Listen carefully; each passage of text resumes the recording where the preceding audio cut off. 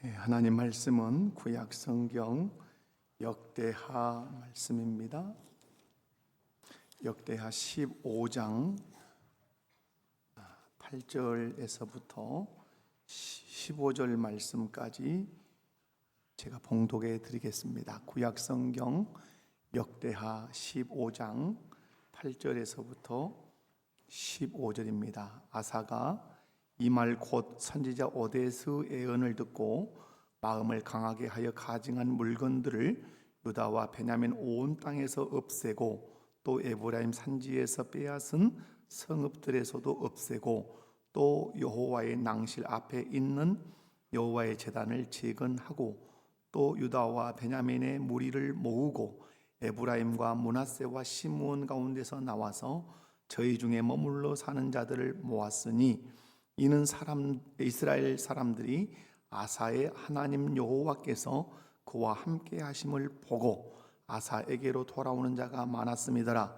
아사 왕 제15년 셋째 달에 그들이 예루살렘에 모이고 그날에 노략하여 온 물건 중에서 소 700마리와 양 7,000마리로 여호와께 제사를 지내고 또 마음을 다하고 목숨을 다하여 조상들의 하나님 여호와를 찾기로 언약하고 이스라엘 하나님 여호와를 찾지 아니하는 자는 대소남녀 막론하고 죽이는 것이 마땅하다 하고 무리가 큰 소리로 외치며 피리와 나팔을 불어 여호와께 맹세하며 온 유다가 이 맹세를 기뻐한지라. 무리가 마음을 다하여 맹세하고 뜻을 다하여 여호와를 찾았으므로 여호와께서도 그들을 만나 주시고 그들의 사방에 평안을 주셨더라. 아멘. 할렐루야. 오는 10월 31일은 1517년 마르틴 루터가 독일의 비텐베르크 성당에 95개조의 반박문을 내걸고 부패한 카톨릭으로부터 종교개혁을 단행한 지 506주년 되는 날입니다. 그래서 우리 한국교회는 10월 마지막 주일을 종교개혁주일로 지킵니다. 그러면 오늘 10월 마지막 주일이니까 오늘 어떤 주일입니까? 종교개혁주일이다, 이렇게 보시면 좋겠습니다. 종교개혁을 단행할 때는 네 개의 기치가 있습니다. 루터는 실상 세 개의 기치를 걸고 종교개혁을 단행했습니다. 그게 첫 번째가 오직 성경, 두 번째가 오직 은혜, 세 번째가 오직 믿음입니다. 여기다가 조한 칼빈이 두 개를 덧붙였습니다. 오직 그리스도, 오직 하나님께 영광.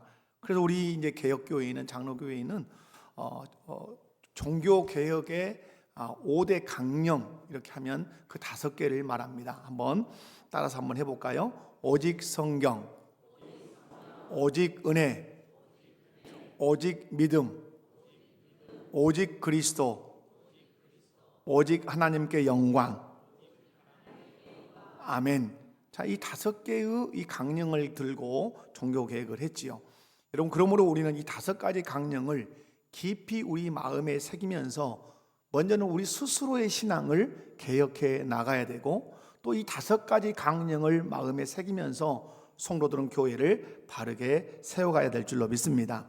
오늘 본문은 남유다의 3대 왕인 아사 왕이 유다 민족의 신앙을 개혁한 내용을 소개하고 있습니다. 여러분, 이스라엘의 초대 왕은 사울입니다. 2대 왕이 다윗입니다. 3대 왕이 솔로몬입니다. 솔로몬 이후에 남북이 분열이 됩니다. 그래서 북왕조와 남왕조로 왕국으로 바뀌는데, 남왕국 유다의 1대 왕이 르호보암이고, 그 다음에 이제 아비야라고 하는 왕이고, 3대가 아사라고 하는 왕이에요. 그러므로 오늘 아사는 분열 왕국의 남유다의 몇 대 왕이다? 3대 왕이라고 여러분 기억하시면 좋아요. 그렇다면 아사 왕은 왜 유다 민족의 신앙을 개혁했는지, 어떤 자세로 개혁을 했는지, 또 어떤 부분을 개혁했는지, 그리고 개혁의 결과는 무엇이었는지 오늘 역대하 15장이 소상하게 우리에게 가르쳐 주고 있습니다. 말씀을 살피면서 함께 은혜를 나누고자 하는데요, 말씀을 살필 때 우리 목회에 속한 모든 성도님들이 말씀을 통해서 은혜 받는 복된 시간 되시기 바랍니다. 옆에 분들 손잡고 한번 인사합시다. 말씀을 통해 은혜 받읍시다. 아멘. 자, 먼저 살필 수 있는 것은 아사 왕은 왜 유다 민족의 신앙을 개혁하게 되었는가 하는 것이죠. 그 개혁의 동기가 뭐냐 하는 거죠. 아사 왕은 유다 민족의 신앙을 철저하게 개혁을 합니다. 아사 왕이 자기 민족의 신앙을 개혁하게 된 중요한 계기, 중요한 동기가 있어요. 그것은 선지자 아사랴를 통해서 하나님의 말씀을 들었기 때문이에요. 여러분, 오늘 15장 8절 말씀을 한번 중반절까지 한번 읽어보도록 합니다. 읽습니다. 시작. 아사가 이 말 곧 선지자 오뎃의 예언을 듣고 마음을 강하게 하여 가증한 물건들을 유다와 베냐민 온 땅에서 없애고. 여기까지. 여기서 뭐 하나 정리하고 갈 것은 오뎃은 1절, 15장 1절을 한번 보시래요. 15장 8절에서 오뎃의 예언을 들었다 그랬는데 15장 1절은 좀 달라요. 1절 보면 하나님의 영이 오뎃의 아들 누구에게 임하매? 아사랴에게 임하매. 그러면 정리가 돼야 되겠죠. 8절에서 선지자 오뎃의 예언, 이 사람은 누구냐면 오뎃의 아들 아사랴 선지자를 말한다고 보시면 돼요. 그래서 여러분, 오뎃은 아사랴의 아버지고 아사랴는 오뎃의 아들이에요. 그런데 이 사람이 누구예요? 선지자예요. 그런데 이 아사랴 선지자에게 하나님의 말씀이 임했어요. 그 말씀을 누가 들려줬습니까? 아사랴 선지자에게, 선지자가 아사 왕에게 들려주었어요. 아사 왕이 유다 민족의 신앙을 개혁하게 된 중요한 동기, 중요한 계기는 하나님께서 아사랴 선지자를 통해서 하신 말씀 때문이었어요. 그렇다면 여기서 궁금한 게 생기지 않겠습니까? 도대체 하나님께서 아사랴 선지자에게 어떤 말씀을 들려주셨고 또 아사 왕은 어떤 말씀을 들었길래 이 대대적인 신앙개혁을 이 아사 왕이 시작했는가 하는 거죠. 그 말씀이 오늘 15장 1절에서 7절에 기록되어 있어요. 자, 조금 길지만 한번 저와 함께 교독해 보도록 합니다. 제가 한 절, 여러분이 한 절, 7절 마지막 다 같이. 자, 하나님의 영이 오뎃의 아들 아사랴에게 임하심에 그가 나가서 아사를 맞아 이르되 아사와 및 유다와 베냐민의 무리들아 내 말을 들으라. 너희가 여호와 함께하면 여호와께서 너희와 함께하실지라. 만가 만일 그를 찾으면 그가 너희와 만나게 되시려니와 너희와 만일 그를 버리면 그도 너희를 버리시느니라.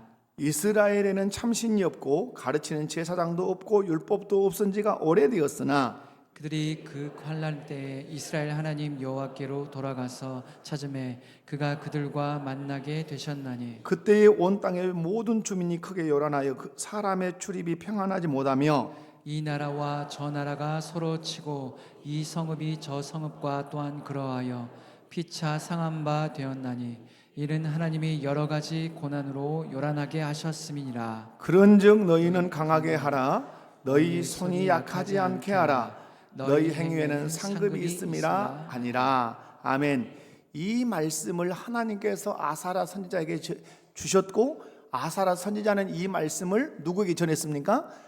유다의 3대 왕인 아사 왕에게 전했어요. 8절에 그래서 이렇게 시작해요. 아사가 이 말고 선지자 오뎃의 예언을 듣고 라고.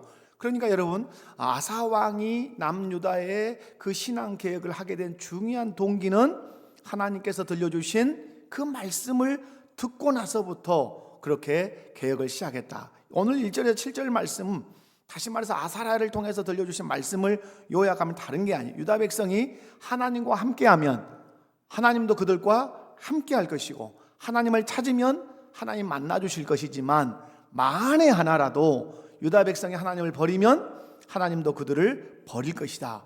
중요한 애가 있다. 이스라엘, 지금 이스라엘은 북쪽입니다.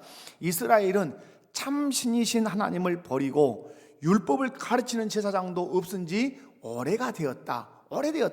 그래도 하나님께 돌아오지 않으니까 하나님께서 그들에게 환난을 주셨다. 환난을 주니까 그들이 하나님께 돌아왔고 하나님을 찾으니까 하나님이 그들을 만나 주셨다. 너희도 하나님을 버리면 이런 환난을 만날 것이다. 그러므로 지금 너희가 우상을 숭배하고 있는 모습이 많이 있는데 환난을 내리기 전에 내게 돌아오면 내가 만나줄 거다. 그러므로 너희가 마음을 분명하게 내 앞에서 표현해라, 이런 말씀이죠. 여러분, 이 말씀을 들은 아사 왕은 유다 민족의 신앙을 개혁을 해요. 그러므로 다시 한번 정리하면 유다 왕 아사 왕이 유다 민족의 신앙을 개혁하게 된 중요한 동기, 중요한 계기는 무엇이다? 하나님의 말씀을 들음으로 개혁하게 되었다는 사실입니다. 여러분, 마르틴 루터가 1517년에 종교개혁을 단행하게 된 중요한 이유도 동일합니다.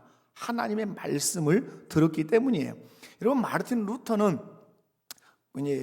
당시에 이제 중세 시대니까 신부였어요. 사제였단 말이에요. 이 사람은 지금으로 얘기하면 신학생들을 가르치는 교수였어요.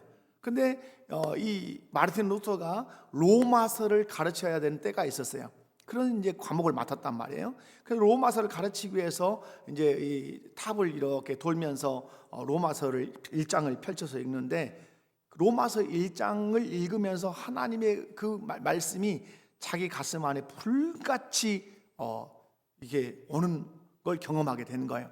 그 말씀이 뭐냐? 로마서 1장 17절 말씀이에요. 우리 함께 우리의 신앙의 고백으로 받으면서 한번 읽어보면, 시작. 복음에는 하나님의 의가 나타나서 믿음으로 믿음에 이르게 되나니 기록된 바 오직 의인은 믿음으로 말미암아 살리라 함과 같으니라. 아멘. 마르틴 루터가 로마서를 펼쳐들고 로마서를 읽을 때 자기 가슴에 불처럼 들려진 말씀이 뭐냐면, 오직 의인은 무엇으로 말미암아 살리라?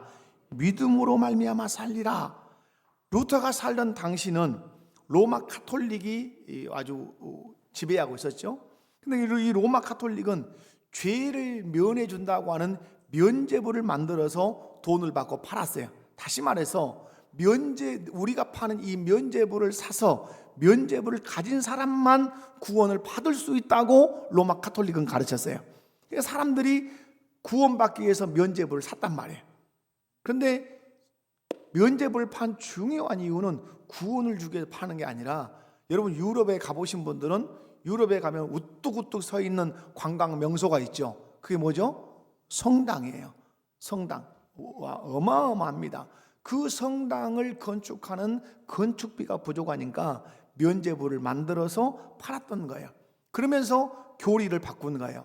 이 면죄부를 가져야 죄 용서함을 받고 구원을 받을 수 있다고 가르친 거예요. 여기에 마르틴 루터는 반대했어요. 마르틴 루터는 이렇게 선포했어요. 마르틴 루터의 말이에요. 면죄부라는 증서를 가진 사람만 구원을 받는다는 것은 헛된 일입니다.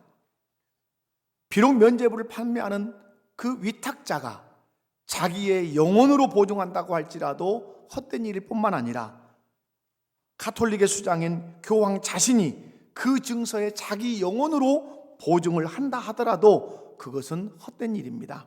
왜냐하면 교황은 한 인간에 불과하기 때문입니다. 교황이 100번 아니 1000번 서명한 문서가 산더미처럼 쌓여있다 할지라도 그것으로 인해 우리가 구원을 이루는 것은 불가능한 일입니다. 인간은 오직 로마서 1장 17절을 근거로 믿음으로만 구원을 받습니다. 이것은 나의 주장이 아니요 가톨릭을 공격하기에 만들어진 것도 아닙니다. 우리가 믿고 따라야 할 영원한 진리의 말씀 안에 담겨있는 하나님의 말씀입니다. 이보다 더 권위 있는 근거는 세상에 없습니다 라고 루터는 선포하면서 종교개혁의 시동을 걸었던 것입니다. 무슨 말씀인가?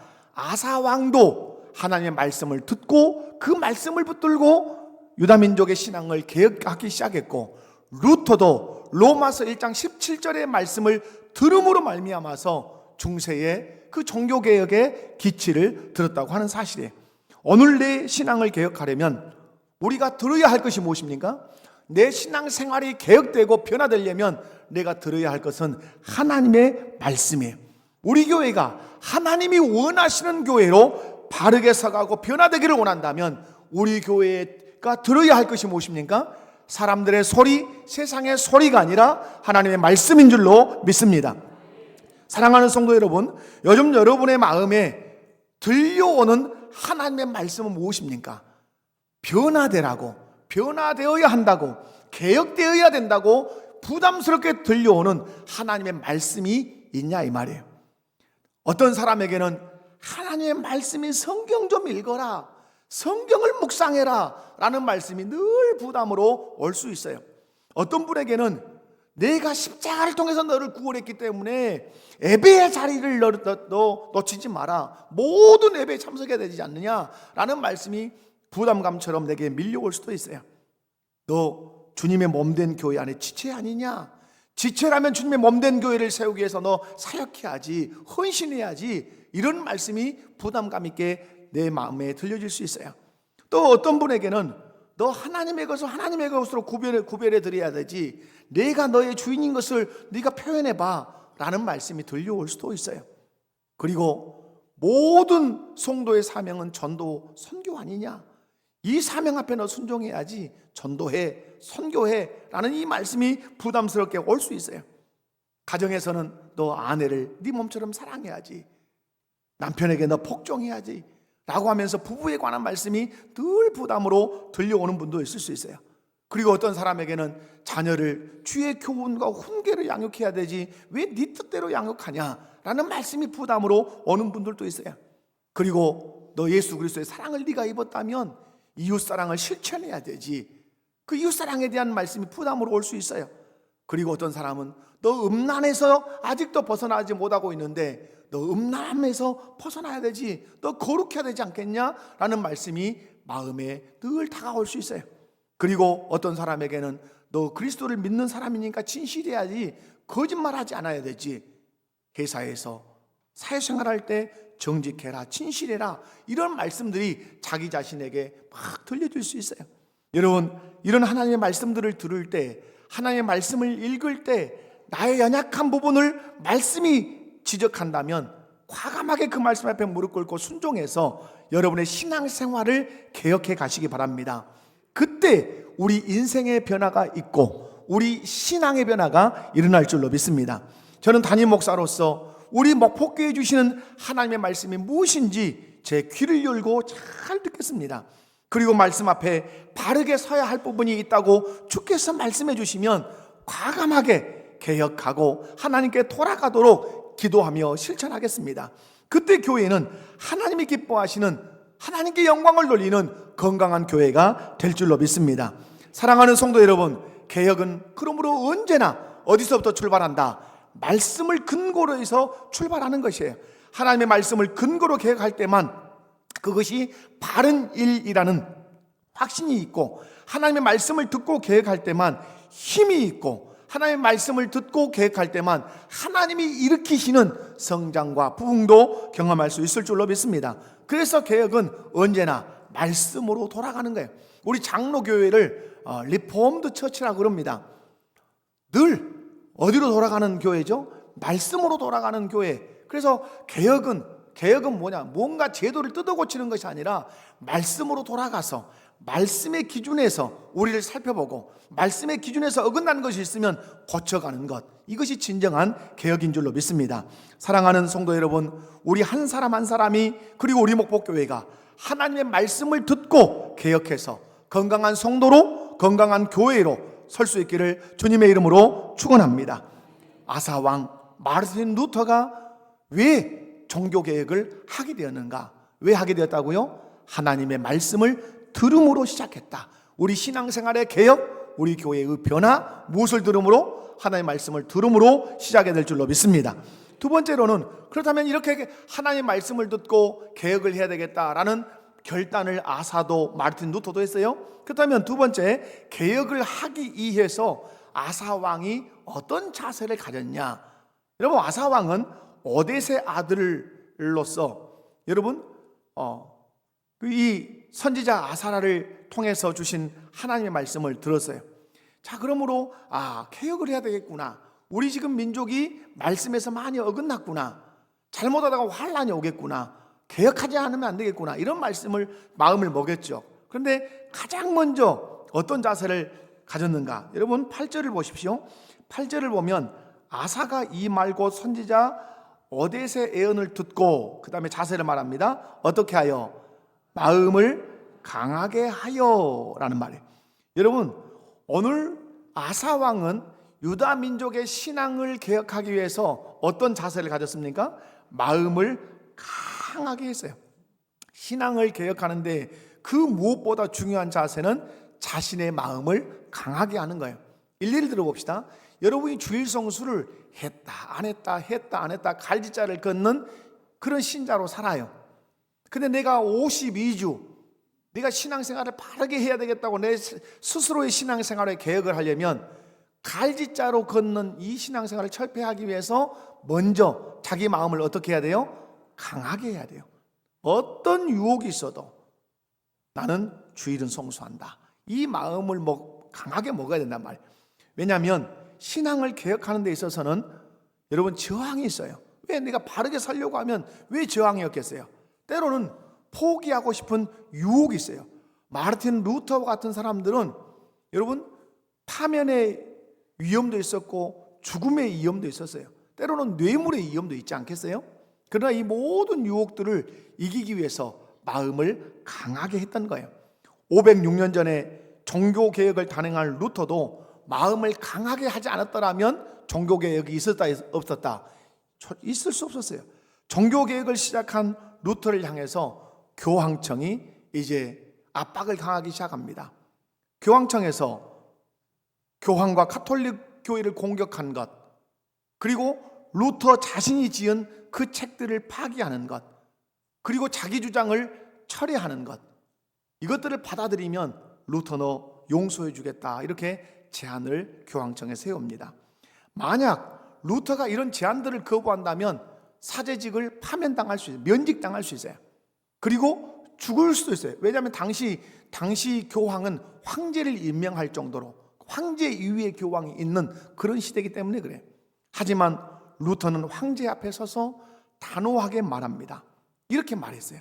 나는 말씀 안에서 진리를 깨닫고 복음의 정수를 발견했는데 내가 어찌 감히 하나님의 말씀을 거역할 수 있겠는가?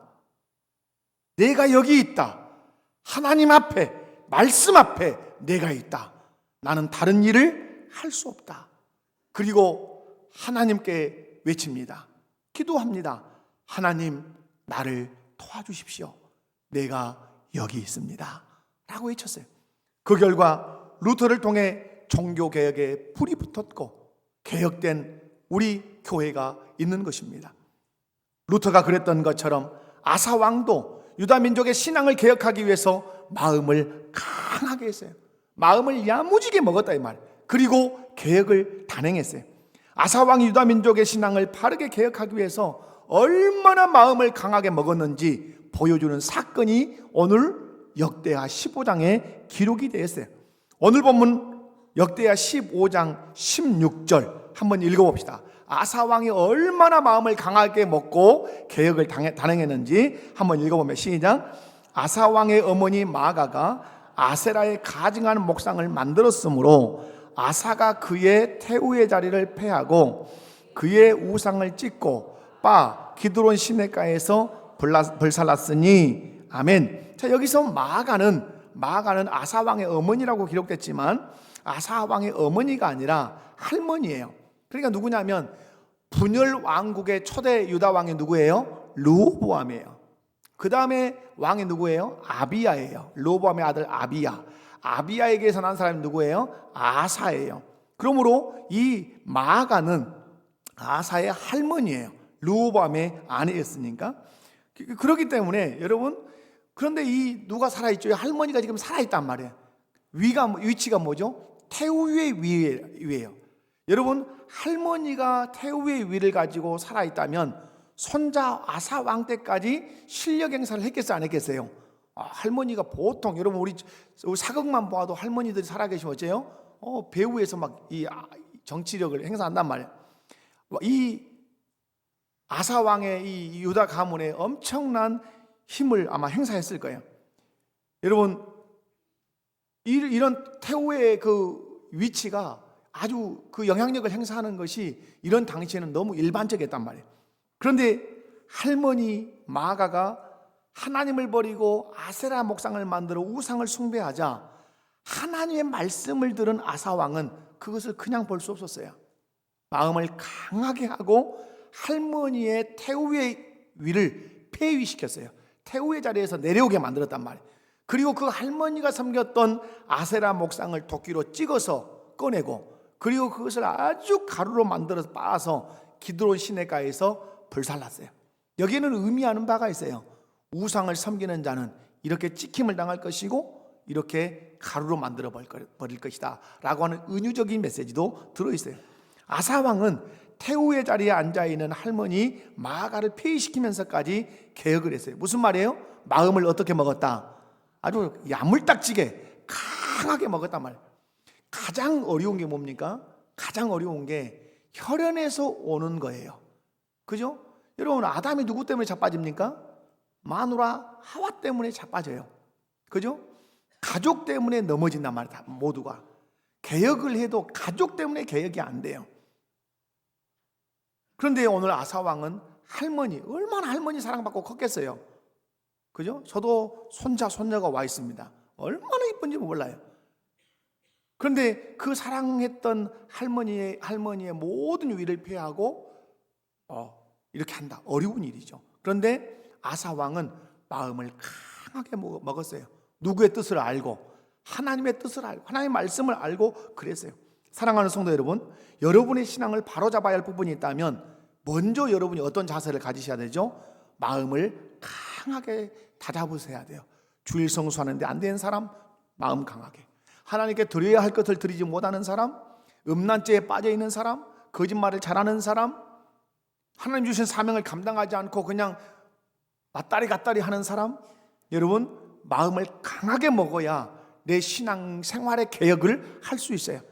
여러분 가정에 신앙의 기강을 바로 세워야 할 필요성이 있다면 먼저 어떤 자세를 갖춰야 됩니까? 마음을 강하게 하셔야 돼요. 그리고 하나님의 말씀을 붙들고 과감하게 신앙생활을 개혁하셔야 돼요. 교회가 변화되어야 될 부분이 있다면 우리 모두 마음을 먼저 강하게 먹어야 돼요. 말씀을 붙들고 그리고 변화를 향해서 나아가야 돼요.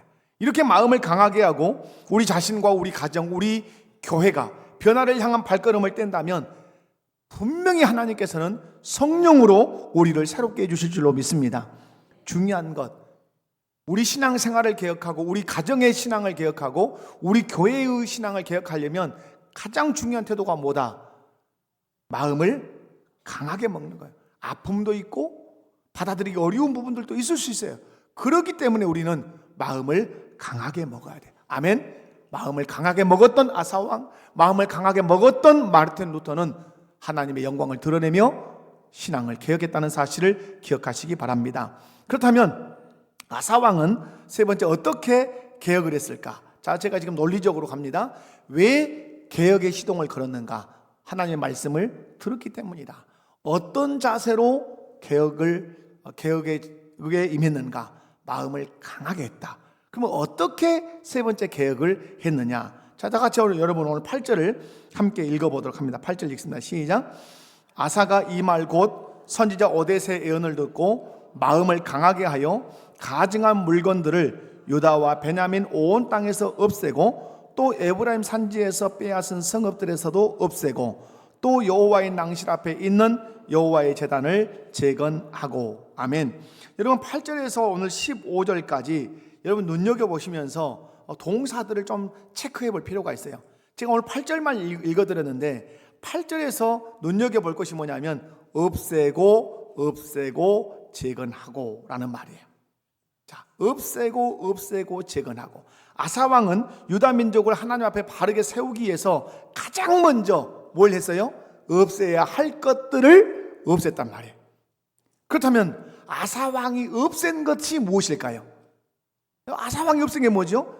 그것은 바로 자기 할머니 마아가가 섬겼던 아세라 목상과 같은, 아세라 우상과 같은 이런 우상들을 척결했을 거란 말이에요. 아세라가 나오면 반드시 누구도 나오죠? 바알도 나오죠. 그러므로 아사는 없앨 것들을 없앴어요. 바알 우상, 아세라 우상들을 도끼로 찍고 그것들을 막 빻아서 막 불지르는 일들을 했단 말이에요. 우리도 마찬가지죠. 우리 신앙생활이 개혁되려면, 우리 교회가 하나님 앞에 더 바르게 서려면 하나님이 보실 때 가증한 것들이 없는가, 하나님 보실 때 가증한 우상들이 내 마음 속에, 우리 가정 속에, 우리 교회 안에 세워진 것은 없는가 잘 살펴야 돼요. 만약에 내 마음 안에, 우리 가정 안에, 우리 교회 안에 그런 것들이 있다면 찍어내고 그리고 빠서 완전히 없애야 돼요. 그것이 진정한 신앙생활의 개혁이고 진정한 우리 가정의 개혁이고 우리 교회의 개혁이란 말이에요. 여러분, 우리 자신과 우리 가정에서 그리고 우리 교회에서 없애야 할 하나님이 보시기에 가증한 것들은 무엇인지, 하나님 보실 때 가증히 여기시는 그 우상들은 무엇인지 한번 생각해 보시기 바랍니다. 잠시. 하나님께서 나를 볼 때 가증히 여기시는 것은 이걸 거야. 우리 가정에서 하나님이 가증히 여기시는 것이 있다면 우리 가정 안에 가증히 여기시는 것들은 이런 것들일 거야. 아니면 우리 교회 안에 하나님이 없애라고 하시는 것들이 있다면 바로 이런 것들을 없애라고 하실 거야 라는 것이 있다면 무엇인지 한번 생각해 보십시오. 만에 하나 하나님께서 보실 때 가증히 여기시는 우상들이 있다면 아사 왕이 그랬던 것처럼 찍고 불살라 없애고 또 없애며 정결하게 하는 이 신앙의 개혁운동을 우리 자신이, 우리 가정이, 우리 교회가 펼쳐 나가야 될 줄로 믿습니다. 제서제에 트레빈 왁스라고 하는 사람이 쓴 우리 시대의 6가지 우상이라는 책이 이렇게 있어요. 그래서 이 설교를 준비하면서 이렇게 펼쳐보면 큰 챕터가 이 6가지 챕터로 되어 있어요. 6가지, 우리 시대의 6가지 우상을 이 트레빈 왁스가 소개를 하는데 하나하나가 첫 번째가 뭔지 아십니까? 첫 번째가 우리 시대의 우상, 첫 번째 자기 자신이에요. 내가 우상. 그래서 여러분 자기 사랑에 빠져 있어요. 두 번째는 뭐죠? 성공이에요. 성공 일변도. 성공하기 위해서는 신앙도 버리고 다 버리는 거예요. 세 번째는 뭐냐면 돈이에요. 돈. 네 번째는 참 충격적인 거죠. 이 시대에 드러난 우상이에요. 레저예요. 레저. 금요일이면 불금 해가지고 캠핑카를 막 빌리고 해서 아이들 다 끌고 에베이와 상관없이 산으로 들로 뛰어다니는 이런 레저.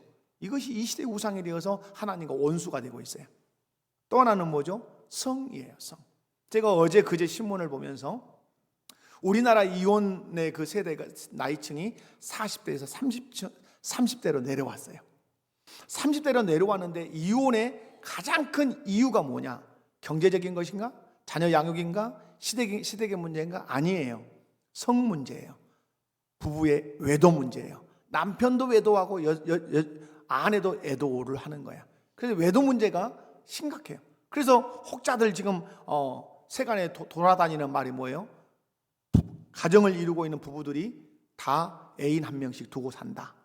이런 비참한 얘기가 마치 마땅한 이야기인 것처럼 회자되고 있는 세상을 살고 있어요. 마지막 이 시대 우리의 우상이 뭐냐면 권력이에요. 권력. 그래서 트레비노 왁스는 우리 시대의 우상을 6가지로 정의했는데 자기 자신, 성공, 돈, 레저, 성, 권력.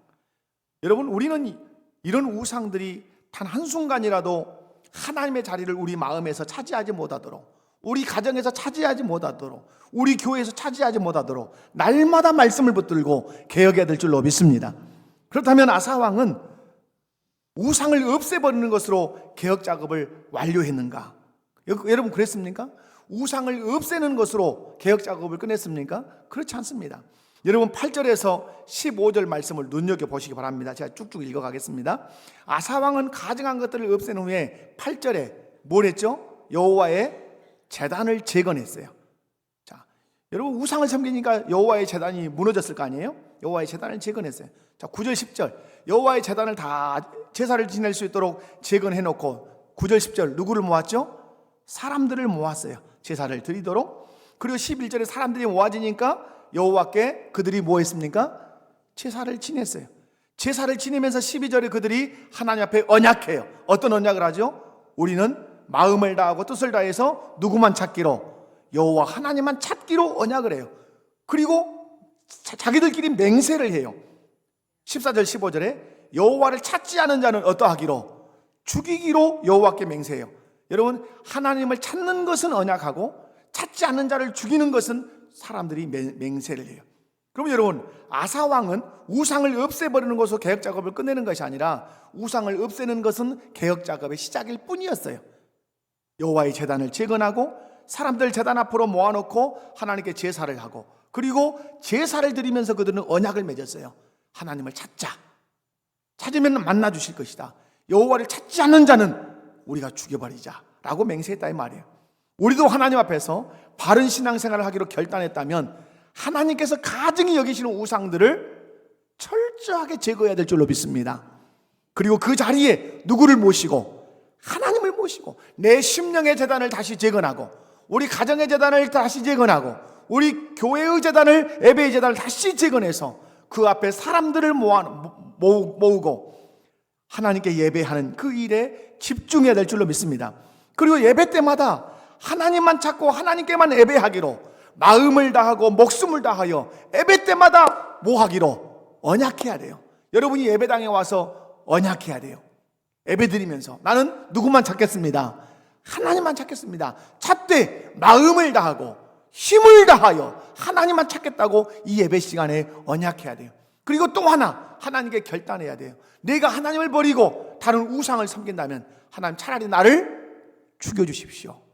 나를 차라리 그만큼 내가 하나님을 내가 찾고 사랑하겠습니다.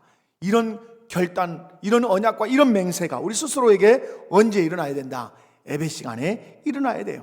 그렇게 할 때 우리는 하나님께 영광을 돌리는 사람으로, 하나님께 영광을 돌리는 교회 공동체로 우뚝 설 줄로 믿습니다. 여러분, 말씀을 맺겠습니다.